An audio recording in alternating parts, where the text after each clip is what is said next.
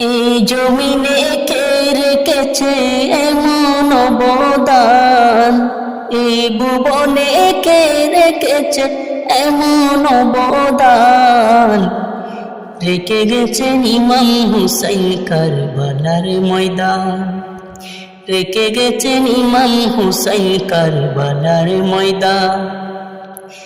যে ছিল মাওলা আলীর আদরের সন্তান, যে ছিল মা ফাতেমার পরাণের পরাণ, সেই কলিজায় করলো আঘাত, সেই কলিজায় করলো আঘাত এজিদ শয়তান। শহীদ হলো ইমাম হুসাইন কারবালার ময়দান, শহীদ হলো ইমাম হুসাইন কারবালার ময়দান।